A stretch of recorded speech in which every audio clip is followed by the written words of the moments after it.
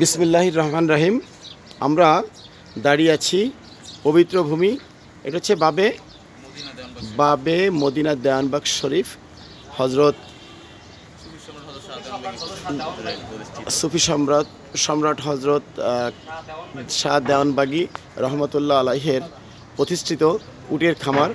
আমরা মরুভূমি অঞ্চলে যে উটগুলো দেখতে পাই, সুফি সম্রাট মহোদয়ের অত্যন্ত আন্তরিকতা এবং প্রচেষ্টার কারণে আমরা এই উট এখন বাংলাদেশে ঢাকা শহরের প্রাণকেন্দ্র বাবে মদিনাতে দেখতে পাচ্ছি। বেশ কিছু বছর ধরে এই উট এই দেশে লালন পালন করা হচ্ছে এবং এই দুধ যেহেতু ঔষধি গুণ আছে, আমাদের দেশের মানুষের পক্ষে এই দুধ সৌদি আরব তথা মধ্যপ্রাচ্য থেকে সংগ্রহ করা বেশ কষ্টসাধ্য হয়ে যেত। কিন্তু পীর সাহেবের কল্যাণে আমরা বা তার ঐকান্তিক প্রচেষ্টার মাধ্যমে আমরা এই উট এখন বাংলাদেশে দেখতে পাচ্ছি এবং উটের দুধ পান করার সৌভাগ্য অর্জন করছি। এটা হচ্ছে মতিঝিল যে বাংলাদেশ ব্যাংকের পিছনে মতিঝিল একেবারে প্রাণকেন্দ্র। এই যে এখানে মোট ভাইজান কয়টা উট আছে? 10টা উট আছে।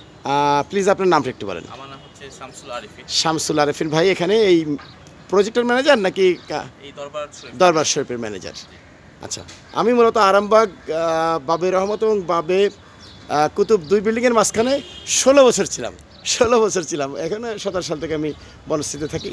এখানে মূলত আমি যতদূর জানি এটা কামড় দেয় এই ভয় আমি একটু, সবগুলো কামড় দেয় না কিন্তু কামড় তো দেয় এটা ভয় আছে, এই যে এগিয়ে আসে এটা কামড় টামড় দিতে পারে, এই আতঙ্কে আমি একটু দূরে আছি। এদিকে দেখেন, যেদিকে তাকাবেন শুধু উট আর উট পুরো খামারটার ভিতরে। এটাকে আসলে কি কামড় টামড় দিবে নাকি? এইটা আচ্ছা, তাহলে একটু আসি। আবার অচেনা লোক হিসেবে কিছু বলবেন? ওই যে মাথা ভাই, এই যে মাথা বেড়ে এই যে দেখেন, এই যে আমার কাছাকাছি আসছে একদম ভাই, একটু এই যে উটের এত কাছাকাছি আমি কোনোদিন হইনি। এই যে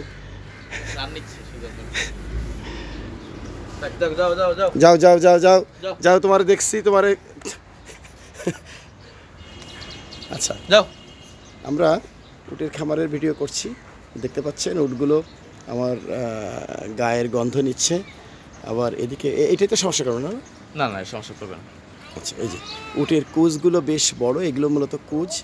এই যে এরা কি এই যে এগিয়ে আসছে।